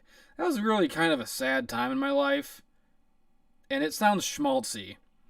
And it might sound a little corny. But that fucking Super Nintendo really helped me out in those times. Super Metroid particularly is like up there, like one of my favorite, like top 3 favorite games of all time. You know, fucking Super Metroid is so fucking, it's just a fucking amazing game. And Yoshi's Island, the first one, is so fucking good. Super Mario World, so fucking good. And then, you know, you get into the RPGs that it fucking had. Final Fantasy VI. Fucking, I think 4 was also on Super Nintendo. It was called 2, but it was 4. Earthbound, oh my fucking god. Chrono Trigger, oh my fucking god. And, you know, a lot of the multi-platforms that I had on Sega, I came to discover at that time were, like, way better on Super Nintendo. Pretty much every multi-platform game from that era, the superior version was on the Super Nintendo. Fucking Lion King, way better on the Nintendo. Fucking the Earthworm Jim's way better on the Nintendo. Although Earthworm Jim 2, I'm pretty sure was also on Sega Saturn, and that was the most powerful, of course, so that might actually be the best version. I think actually Earthworm Jim 2 was on PlayStation as well. Earthworm Jim 2 got around. That was like the town bicycle. But I think the only exception would be Mortal Kombat, because Super Nintendo didn't have blood. It only had like sweat Sega Genesis, you could put a code in and get the blood. Oh, man. Super fucking Nintendo. There's so many. I mean, honestly, looking into my game room, I think I have more Super Nintendo games than I do any other console. Well, no, I have a shitload of PS2 games, and I have a shitload of Genesis games and PS1 games and N64 games. Never mind. I just have a shitload of games in general. But fuck.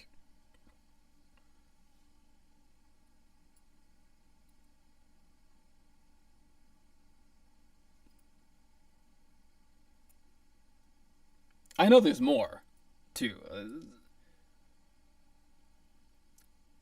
Contra 3? The fucking Alien Wars? Oh my god, classic. Super Castlevania?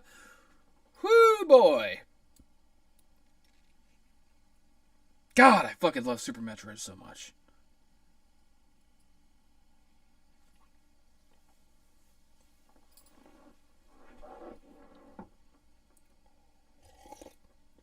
Oh, fucking Sunset Riders. That was another one of the first Super Nintendo games I got to play during that time when I first got my hands on it. Sunset Riders is fucking phenomenal. It's a great fucking game. One of my faves.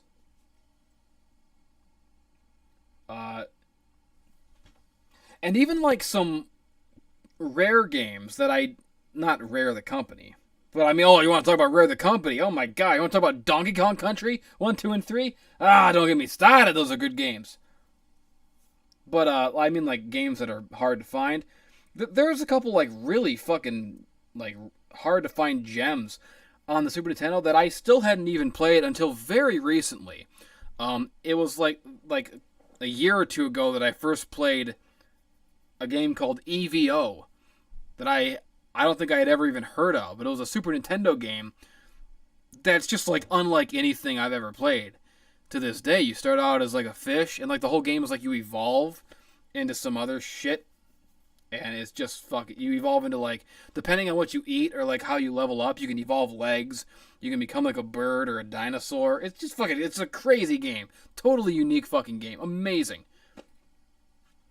There's this cool RPG called like Robotrek or something like that. I think it's called Robotrek, that I've never seen anyone talk about. But it's kind of a buried treasure. It's like Demon's Crest is a good one. Super Ghouls and Ghosts, of course. You know what's a really great game on the Super Nintendo is Doom. I mean, Doom is on every console ever made, but I'm particularly fond of the Super Nintendo port because like the graphics are so poopy. It looks like the whole game looks like half melted Legos.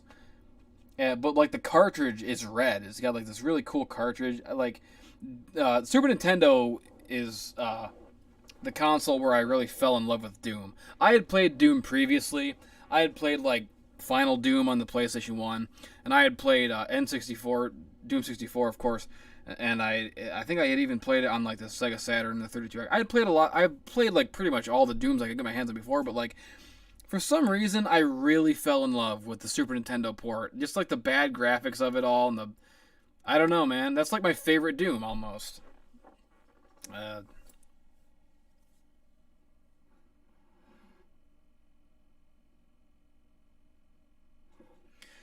And another thing about the Super Nintendo, it has one of the best controllers ever. Oh my god, I love the Super Nintendo controller. It's perfect. It feels good in your hands. I think that was the first one to introduce shoulder buttons. The Sega Genesis didn't even have as many buttons on the controller. And the Sega Genesis controller was like kind of weirdly sharp at the ends. It was kind of like really uncomfortable. Like it was like a boomerang shape almost, uncomfortable to hold. They had to actually make an updated Sega Genesis controller to eventually compete with the Super Nintendo. They had to like redesign it, kind of like how, you know, the Xbox eventually made the controller smaller, or how the PlayStation 1 eventually introduced the DualShock. The Sega Genesis had to like make a new controller and add more buttons to it to compete with the Super Nintendo. But even still, the Super Nintendo had the superior controller. Oh my god, I love it. I fucking love it. Ah! Fuck. Super Nintendo's S is my point. That's the point I'm trying to make there. Oh, fuck. Oh my god, how long have I been going? Oh my god.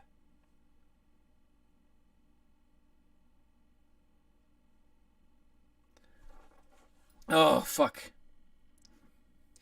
Next up is the 3DS. I think that's a 3DS. Yeah, because the regular DS is over there. 3DS, I did not have a 3DS for very long. I had it for a very short time.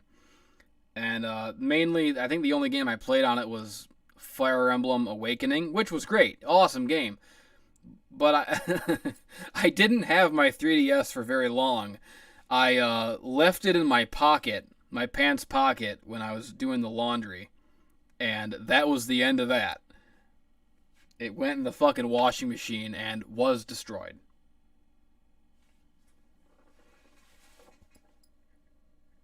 Oh, you know what? Actually, I don't think it was. I think it actually survived that. Unless I had two. Because I know it got stolen also. So either I bought another one or it survived the washing machine incident only to get stolen later. But either way, I didn't have it for very long, but it was cool and it was good. And the 3D effect actually was kind of cool and kind of worked. I think I also had an Adventure Time game on it, like Ice King, Why'd You Steal Our Garbage was the name of it. That was a cool game. It kind of played like Zelda 2, if I recall correctly. I don't remember that well, but Fire Emblem Awakening was really good. Again, I'm not really huge into handheld consoles in general, but it was a big help to me because I at the time, I had a night job. I was working in this like cyber cafe sort of gambling place, where old people come and sit on the computers and use the internet. And it was like an open 24/7 place, but nobody ever came in at night. So I was the night shift guy. So I had to come in and I had to like restock all the pretzel containers and refill up the soda machine and just wipe down the computer screens and vacuum and that stuff. But that stuff, like the actual job part of my job took like, an hour at most, doing all the maintenance and cleaning and stuff. And so then I had the whole rest of the night to just fuck around and no one would come in the store. Really, I have no idea why they were open 24 hours. They didn't stay in business very long after I left, but yeah, I would get done with my actual work pretty quickly.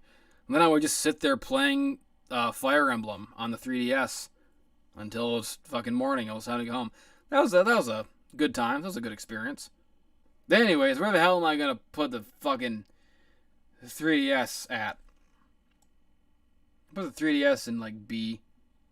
I think the 3DS is pretty good. Oh, fuck. Oh, crap. Oh, fuck. Oh, fuck. Game Boy Advance. Okay. Well, when I think of the Game Boy Advance, there are two games that come to mind. First would be Metroid Fusion, which was a 2D Metroid that came out around the same time as Metroid Prime. Very good game. More of a story-based Metroid. I know that was controversial. Not everybody liked it, but I liked it. So that game, and also Advance Wars was on the Game Boy Advance. Two great games, but again, not really huge into handhelds. I just know that I liked those two games.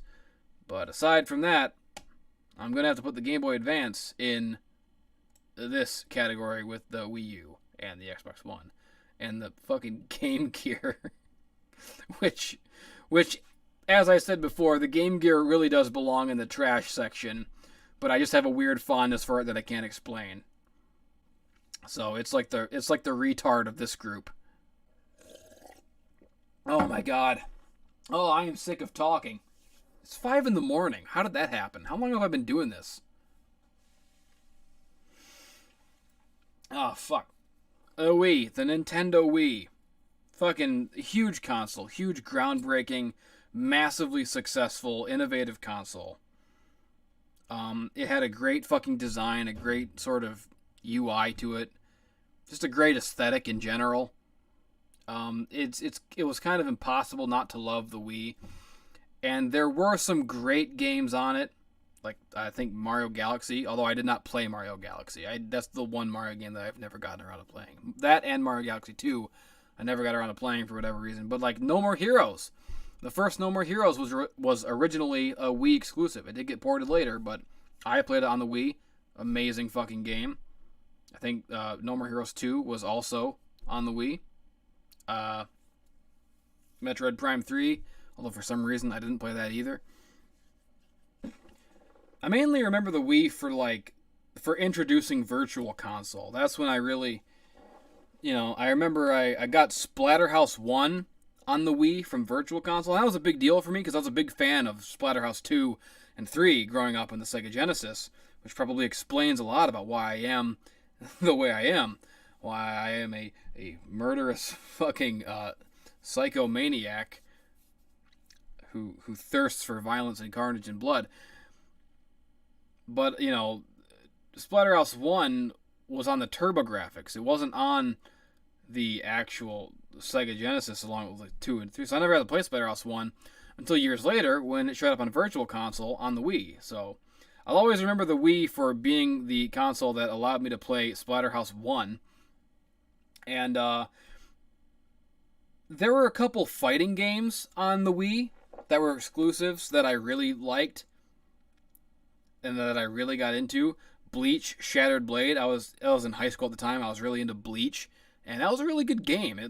I thought it was good. I mean, it wasn't very complex. It was a very simple sort of fighting game where you kind of just waggled the fucking Wii remote to do attacks. But it was a Bleach game. It had all the Bleach characters in it, and I liked playing it a lot. I got pretty good at it. And the other one was Dragon Ball Z Budokai Tenkaichi 2, which I've talked about a lot before, I think. That's fucking amazing thing. Like that was the Dragon Ball Z game that to me felt like how the fights in Dragon Ball Z really are. Like it felt like really taking how the fights are in the show and putting them in a game in a way that I wouldn't have thought possible until that game. Like it wasn't like a 2D, like a head-on-head, just a regular fighting game. It was a fighting game where you are flying around. Kind of like Armored Core, actually, come to think of it.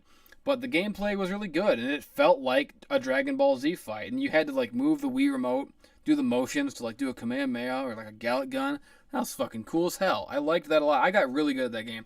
I used to fucking play as like, I got so fucking good at Budokai Tenkaichi 2 on the Wii that I used to just like fucking troll people. Like my friends would, we would do like 5-on-5 battles, and my friends would pick like, the strongest guys, Broly, Super Saiyan fucking 4, whatever, all the strongest dudes.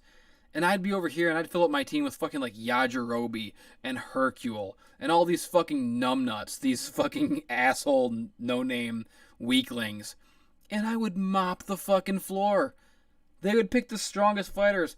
And that's what I love about Tenkaichi 2 is that the game was not balanced at all. It made no effort to be balanced. It was like the show.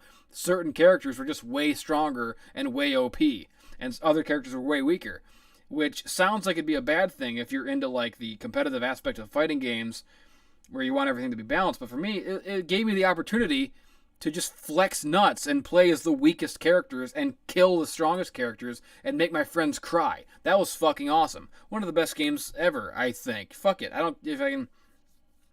And none of the new Dragon Ball Z games capture that magic. There was just something about Tenkaichi 2 specifically that I haven't felt in any of the subsequent Dragon Ball Z games. Although I know that everyone says Fighter Z is good, and I haven't played it yet, but whatever. So those are the games that I liked on the Wii. Aside from that, though, I didn't really like the Wii. I know I just talked at great length about the games I liked on it, but it wasn't a lot of games. I didn't play it that much. And it just came down to I didn't like the central gimmick of the Wii all that much. The motion control thing, I've always hated. And I hated the fucking sensor bar. Getting those fucking wires tangled on that fucking sensor bar was always a nightmare. Having to point the damn thing at the screen, I didn't really like the Wii remotes. They worked great for Tenkaichi 2. That's the thing. Tenkaichi 2 was like the only Wii game that really brought out the best of the Wii's functionality. It really felt good with those Wii remotes, but that was the only one. Everything else on the console felt like it would have been better with an actual controller without motion controls. I hated the motion controls. I did not like the system as a whole, despite the games for it that I liked. So I'm going to put the Wii in C. And it belongs in the C of Wii, because I'm going to take out my Wii and P in the C, and put the Wii in my Wii PC. Not to be confused with my PC, which is where I play Steam games.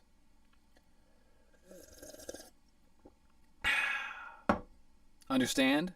Wii.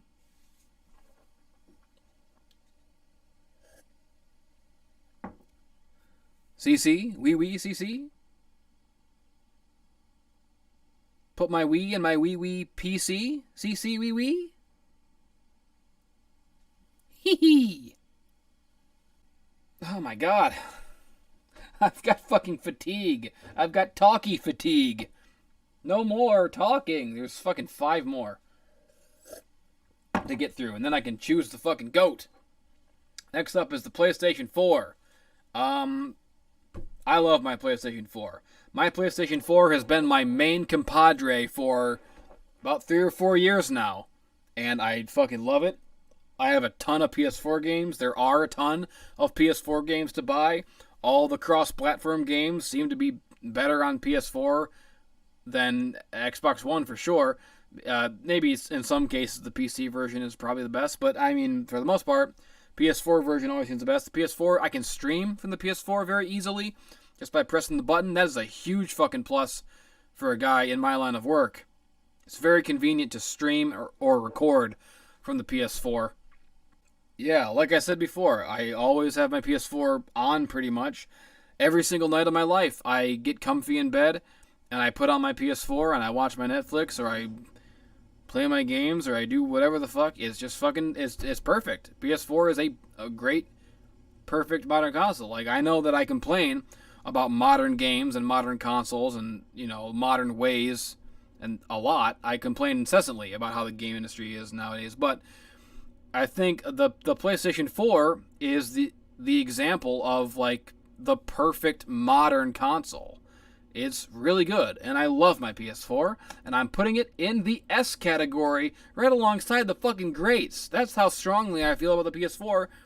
It's great. They did it. It's fucking swell. Next up is, what is this? Is this the Vita? Wait, is this the Vita, or is this the... Which one is the PSP, and which one is the Vita? I mean, I said this was the PSP, so even if I'm wrong, I'm just gonna say that this one is the Vita, which is like the second PSP. Somehow even more worthless than the first one. I don't know of anyone in the world who has ever owned a PS Vita. So, that goes right in the fucking trash. No remorse. Throw it right in the fucking trash. Right alongside its predecessor, the PSP. So even if I got them mixed up, it ultimately doesn't matter because they're both in the trash anyways. They're both fucking worthless. The Xbox 360. Man, I had a lot of fun with my Xbox 360. I had a lot of fun with Halo 3 with my boys back in the day. I had a lot of fun with Gears of War with my boys back in the day. I had a lot of fun with Viva Pinata with my boys back in the day. I had a lot of fun with Mass Effect with my boys back in the day. And that's not even a multiplayer game, but me and my boys used to fucking put, like, we had 3 TVs in a room and 3 Xbox 360s, and we would all play our fucking Mass Effects together. Good times. And Mass Effect 2, Mass Effect 3 is better off not being spoken of. But I had a lot of fun with the Xbox 360, and the best part about the Xbox 360, by far, was the removable hard drive and the custom soundtrack. Oh my god, I miss custom soundtrack. Where the fuck is custom soundtrack in my modern fucking consoles? Why was that just fucking removed and cornpwned into oblivion? Bring back custom soundtrack. That was the best fucking feature ever in a game console, and it's just gone. Nothing else has it anymore. And that's fucking stupid. Custom soundtrack was fucking awesome. I fucking spent like days, weeks back in the day, like burning every fucking CD I had into that hard drive on the Xbox 360 so I could play fucking Gears of War and Halo and fucking Mass Effect and everything with custom soundtrack. It was fucking awesome. So, and also it's where the 360 is also where Microsoft really perfected their controller. 360 controllers were really good, really fucking comfortable. The aesthetic of the 360 is great. It's just the fucking smooth white with the green, beautiful. Great console, great library of games, great times. A lot of nostalgia for it, for the 360. But, and there's a big but, and I think we all know what the big but is with the Xbox 360. Probably the fact that you had to buy actually had to buy 360 of them. By the time that console generation was over, you would have had to have bought 360 Xbox 360s because they all fucking broke after a week for no fucking reason. Just unacceptable. There's no justification for it. There's no getting around it. There's no defending it. It could have been something special. It could have been, it was the chosen one, but it failed us all because they kept fucking red ringing. They kept fucking breaking for no fucking reason. Other than that, I would honestly put the Xbox 360 in the S category based on, how it looks, and its UI and its features and its game library and just like my own nostalgia for it. I would easily put it in S, but I can't justify putting it in S because of all the fucking hassle and bullshit and all the ordeals and trials it put me through, all the pain it inflicted on me, constantly fucking blowing its gasket and red ringing and making me like send it in for repairs, having to mail the fucking thing to Microsoft so that they could fucking mail it back to you in 2 weeks, only for it to inevitably break down again, or just buy a new one. God, it fucking happened. It happened to me. It happened to all of my friends multiple times. It happened to everyone I know. Everyone who had a fucking 360, they all fucking had this problem. Every single one of them. It was flat out a defective console. And there's no forgiving it. It's unforgivable. It could have been the perfect fucking console, and it just kept breaking. And that's why the PS3 was ultimately better. Because even though the Xbox 360 had like more and better features, and at least the PS3 worked for the most part. Even the PS3, some of them broke down. But everyone's 360 broke down, and that's unacceptable. So I gotta put that in fucking C. No, I can't do it.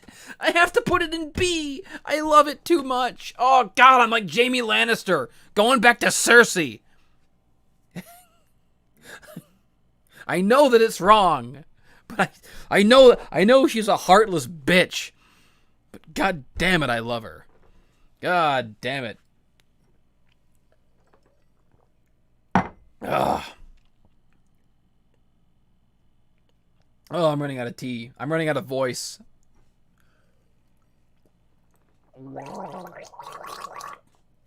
Help me, kill me. Oh my God, the PlayStation 2. The PlayStation 2.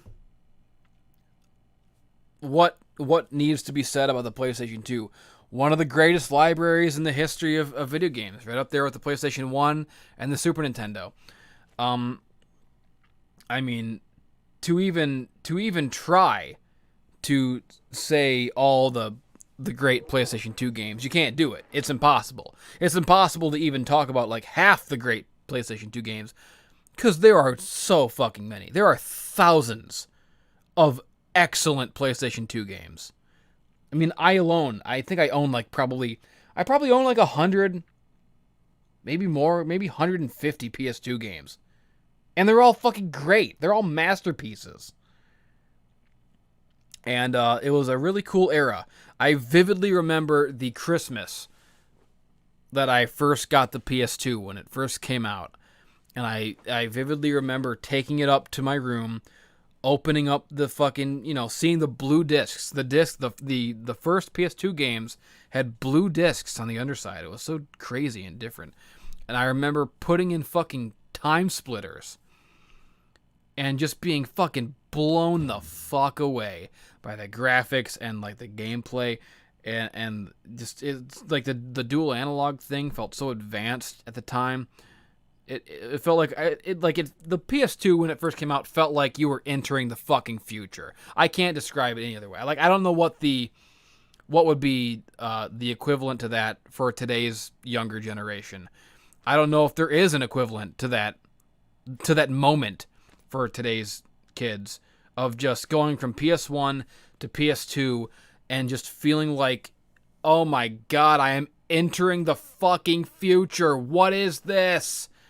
Being blown away by fucking time splitters. A game that, if you look at it now, doesn't look that good and isn't that good and is quite rudimentary. But back then, fucking time splitters and the first SSX just blowing your fucking mind.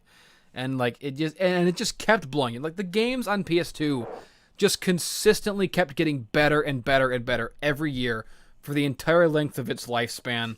It's a fucking incredible system.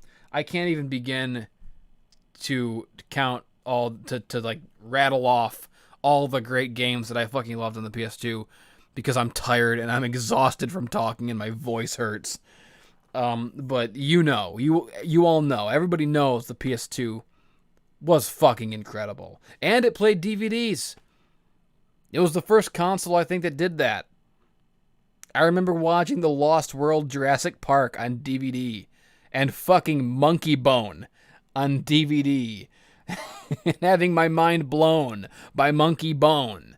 And I remember watching fucking Jay and Silent Bob Strike Back like 50 fucking times in 1 week. Oh, good times. Oh my god, I fucking love the PS2. The PS2, again, the same thing that I talked about with the Super Nintendo, how I mentioned that like I was kind of a really unhappy kid during that era, and the Super Nintendo and like Super Metroid and Yoshi's Island like helped me out a lot to feel better. The same with the PlayStation 2. I mean, that was the era where I was playing, like Tony Hawk 3 and 4 and SSX 3 and fucking Metal Gear Solid 2 and 3 and fucking all that shit. I mean, no, Metal Gear Solid 3 came out in like 2005. I think by then I was, but still, Metal Gear Solid 5 is incredible. It's all the games are incredible. Like even the smaller games, like fucking, like the weird, unique fucking games like Mr. Mosquito and shit, and like Magic Pen Gel. Holy crap. Cool fucking games. And the PS2 had everything. That's the thing. It had like every possible genre. It had like the big blockbuster like AAA games, of course. But it also had this like really like bustling middle market and like this like all these like really like small, almost indie games, like weird RPGs and weird platformers that like no one had ever heard of. Like I said, games like Magic fucking Pen Gel. Does anyone remember that shit? Probably no one but me, but like there was just so much. There was literally something for everyone on the PS2. Again, one of the best consoles of all time, just like the PS1. And I think the PS2 is like the console that fucking dominated. I think it's probably the best-selling console of all time to this day. I might be wrong about that, but I don't think I am. I don't really need to explain it. Everybody had a fucking PS2. Everybody knows how good it is. Everybody knows it is S rank. However, maybe it's not S rank. And I'll tell you why. And I think you know why. Just like my friend, the Xbox 360, the PS2, every single one of them that was ever made was defective. I got 3 words for you. Discrete error. And that's why I'm bumping it down from S rank, where it should be, down to A rank. It's still got one of the greatest game libraries of all time. It's still one of the greatest consoles of all time. But that fucking discrete error, I don't know a single fucking person whose PS2 did not eventually break down for no fucking reason with that discrete error shit. People had to learn, there was like an economy. When I was that age, when I was in, when we were kids, there was a whole economy of like kids who had learned how to take it apart and clean the fucking lens. If you were the kid in your town who knew how to unscrew it and take it apart and clean the lens, you were like a celebrity. You were like the kid that everybody in town went to. You were everyone's friend. Everybody needed to be friends with the kid who knew how to clean the PS2s, because everyone's PS2 fucking broke. Inevitably. And sometimes, even that would stop working. I had to fucking take mine apart and clean it probably a dozen times, and eventually it got to the point where even taking it apart and cleaning it no longer worked. And my PS2 just fucking finally just died for good one day. Sucks. One of the greatest consoles of all time, brought down by its own defective hubris. So, I mean, it's still great. It's in the A rank, but I can't justify putting it in the S rank for that one glaring flaw. Same as the Xbox 360. You know, they all get bumped down. Consoles get bumped down if they're fucking defective and they don't work. I'm sorry, that's just the way it has to be. Anyways, last one. Last one on this fucking thing. I'm out of tea. I'm out of fucking tea. God, can you imagine if after all this I went and looked and like I hadn't pressed record? Oh, Jesus. What a nightmare that would be. I don't want to look. I don't want to look. In case that might be true, I don't want to believe it. So fuck it. I'm just going to have faith in it. Anyways, the last one is the DS. The original DS. I mean, this was like the prototype for the 3DS. I wasn't a fan of it. I didn't really care about it. I didn't actually have a DS. Again, like the fifth time I'm saying this, I don't generally care for handhelds at all. And everything that was good about the DS, the 3DS, improved upon. And I never cared for it. Never gave a fuck. So I'm going to put the DS in the C tier. So here's my tier list as it stands so far. The trash is all these things I don't know about, and also the PSP handhelds. The C category is, I mean, you can see it. Look at it for your fucking self. There's the B and the A. Now, the S category. So, the S category, where all my favorite ones are, where all the best ones are. The N64, the NES, the Sega Genesis, PlayStation 1, the PC, Super Nintendo, and PlayStation 4. Now, of those 7 in the S category, it's time for me to choose which one I feel is the definitive greatest of all time. I don't want it to be a tie. I don't want it to be... Oh my god, but looking at this, it might end up being a tie between 2 of them at least.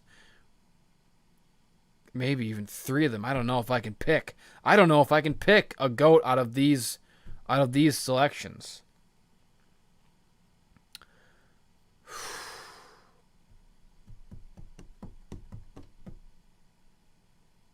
Oh my god. Okay. Oh my fucking... I can't. This is too hard. Which one is going to be the GOAT? I mean, okay. I think it's going to come down to either the N64 or the PS1 or the Super Nintendo. Of these S tiers, those are my 3 fucking truly favorites. For sure. Oh, but again, 3 incredible consoles with 3 incredible libraries. And incredible memories attached to each and every one of them.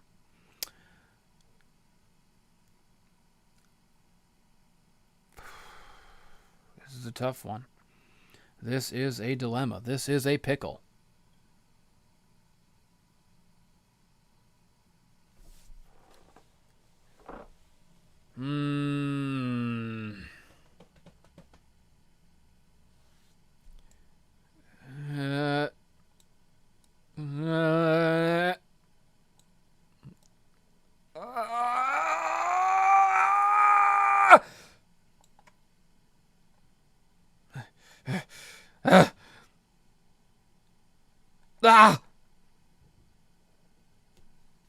Oh, God, I don't want to cop out and make it a tie. I don't want to cop out. It's not a cop-out. It's a fucking tie, and that's how it's gonna be. That's how it is, and I'm not fucking taking it back, and I'll take this to the fucking grave. That's my answer. It is a tie. It's a fucking tie. These three consoles, N64, PlayStation 1, Super Nintendo, best consoles ever made, and you can take that to the bank and fucking smoke it. You can fucking write that in stone. You can write that on my fucking tombstone. You can fucking inscribe it in solid gold and store it in Fort Knox to keep it safe for all time. You fucking put these consoles in the fucking wet cement in the Walk of Fame. Build a monument to them. Chip them out of stone in the fucking mountains. These are the best ones, and I can't choose. I can't choose between them. I can't do it. I can't fucking do it. And I don't want to do it. And I shan't do it. I can't, and I shan't, and I won't. I won't choose between these three. They are the best. And that's just how it's going to be. You can hate me if you want. You can hate me for not picking one. Like I said I was gonna, but I just goddamn can't, and I won't. It would be wrong. It would be dishonest to put any of these three above the others, or any of these three below the others. And goddamn it, this is what I feel and what I believe and what I know to be truly true and really real. Oh, it's true. It's damn true. And that's the bottom line. 'Cause I said it. So, 'cause I said so. Oh, fuck. I'm like... Well, I did it. I don't know how to end this now. What a fucking... Let's give it up for the GOATs. Let's give it up for N64, PlayStation 1, and Super Nintendo. And you know what? While we're at it, let's give it up for the S's and the A's too. And even the B's and the C's. Let's give it up for all of them. Let's give it up for video games. Let's give it up, people. Let's give a round of applause for video games, because that's what it's all about, people. It's all just about the miracle. The miracle of God and man. The ultimate culmination of God's divine wisdom and mankind's genius. This wonder of the world. This magic that we call video games.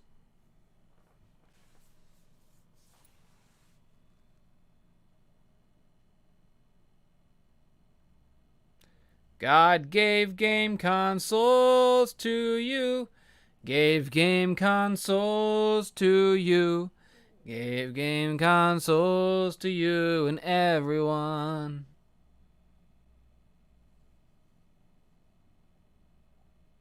What a fucking journey this was. God damn.